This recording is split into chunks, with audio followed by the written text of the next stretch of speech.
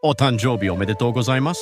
Isto é japonês para parabéns. O Observador faz 12 anos e, em vez de bolo, oferecemos uma visita ao Japão com a Pinto Lopes Viagens.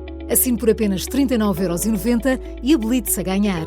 12 anos a escrutinar o poder, 12 mil quilómetros para celebrar. Assine hoje em observador.pt. Arigatou. Notícias.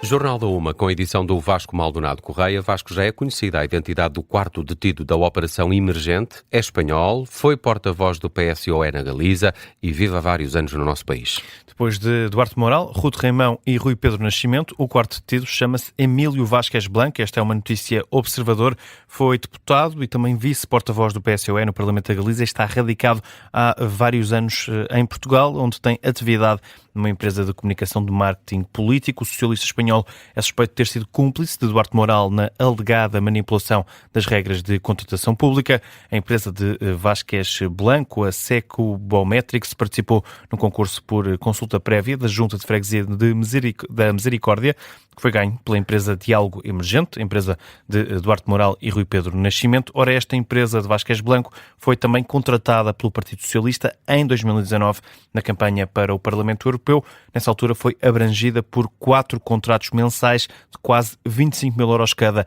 entre abril e junho desse ano, isto no período em que Duarte Moral estaria a trabalhar com o PS. Depois da Carris, também o Ministério Público já confirmou as buscas na sede da empresa. A Procuradoria-Geral da República confirma a realização de diligências de busca, entre as quais há um posto de trabalho na Carris. Antes, já a empresa tinha também confirmado essa operação, garantido que estava a colaborar com as autoridades. Em causa está o acidente do elevador da Glória, que resultou na morte de 16 pessoas no ano passado. Em curso estão cerca de 10 buscas domiciliárias aos visados nesta investigação. Estão a ser investigados crimes de homicídio por negligência e violação de regras de segurança. O Partido Socialista e o Chega acusam o Governo de falhanço no plano de emergência e transformação na saúde. O Executivo responde com medidas bem-sucedidas. Decorre a esta hora um debate promovido pelo PS sobre os resultados deste plano para a saúde, também intitulado de PETS, o debate que decorre na Assembleia da República. A deputada e vice-presidente do Grupo Parlamentar Socialista, Mariana Vieira da Silva, considera que o Governo criou expectativas que agora não estão a ser cumpridas. Porque as promessas foram muitas e as expectativas criadas foram altas.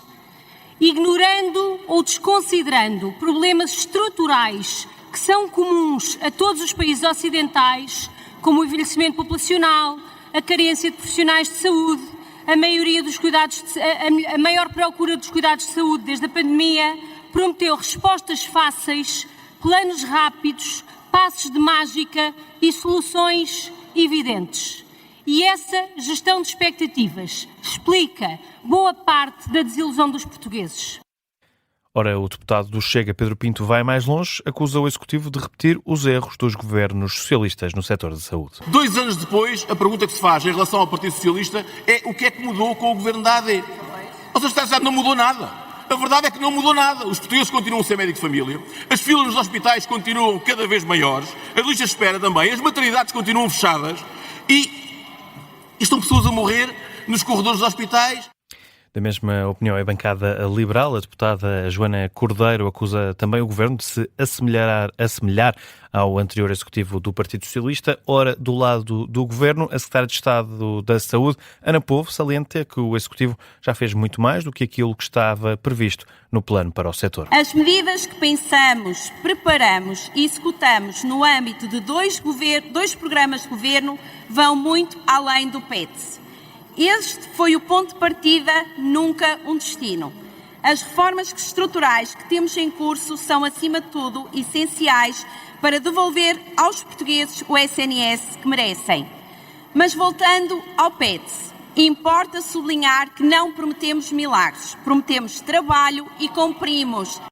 A Secretária de Estado da Saúde, Ana Povo, neste debate sobre o estado do setor promovido pelo Partido Socialista. O Instituto Nacional de Estatística avançou esta manhã com vários dados relevantes para o desempenho da economia portuguesa, a começar pela inflação, que estabilizou no último mês. E para nos ajudar a olhar para estes números, contamos com a ajuda do jornalista Hugo Fortunato de Oliveira. Hugo, Agora connosco em estúdio, a inflação está a fixar-se em que valor? Vasco manteve-se nos 3,3%, uma vez mais impulsionada pelos preços dos combustíveis. Segundo a estimativa rápida do Instituto Nacional de Estatística, em maio, os preços dos produtos energéticos aceleraram para os 13,2%, depois de no mês passado se terem fixado nos 11,7%. Já o índice referente aos produtos alimentares não transformados caiu para os 5,7%. Em abril estava nos 7,5%. Estes dados relativos à inflação deste mês de maio, que está prestes a terminar, são provisórios. Os dados finais serão conhecidos na segunda semana de junho. Isto numa altura em que, Hugo, confirma-se, a economia portuguesa estagnou nos primeiros 3 meses do ano. Apesar de, em comparação com 2025, ter crescido 2,3%, ainda assim, entre janeiro e março deste ano, os dados do INE dão conta de uma variação nula em cadeia. Quer isto dizer que, face ao final do ano passado, o trimestre anterior, não houve crescimento económico. Já a taxa de desemprego recua para os 5,7%. Isto relativamente ao mês de abril é uma variação de menos 0,5 pontos percentuais face ao período homólogo do ano passado e uma ligeira descida de 0,1% em relação ao mês anterior de março, em que o indicador se fixou nos 5,8%. Hugo Fortunato de Oliveira, muito obrigado aqui com o essencial dos dados divulgados pelo Instituto Nacional de Estatística. E para a próxima semana está prevista uma descida do preço dos combustíveis. É o que explica a Rádio Observador, especialista em mercados energéticos Ricardo Marques. E em que valores se fixa essa descida? Olhando para o preço no mercado europeu do gasóleo e da gasolina face ao que estava na sexta-feira passada, eu tenho uma descida de 8 cêntimos no gasóleo e de 6 cêntimos na gasolina, nesta altura. Ricardo Marques, que acredita que só um eventual cessar-fogo no Médio Oriente pode trazer descidas mais acentuadas. Os fluxos no Estreito de Hormuz são basicamente iguais aos que estavam há 3, 4, 5 semanas. Há aqui 2 fatores relevantes. Primeiro, continuam-se a libertar reservas, quer nos Estados Unidos, quer na Europa. E, por outro lado, tem havido uma queda do consumo, muito em particular por parte da China, que tem ajudado a equilibrar o mercado. Ora, obviamente, se o cessar-fogo for avante e se a situação normalizar, poderemos ter quedas mais acentuadas. Análise de Ricardo Marques, especialista em mercados energéticos, aqui sobre a descida prevista dos preços dos combustíveis, aqui ouvido na Rádio Observador. Entretanto, o ACP está a prever uma descida ainda maior, 12 cêntimos por litro, tanto para a gasolina como para o gasóleo. Vasco, vamos ainda a outras notícias que estão a marcar a atualidade a esta hora.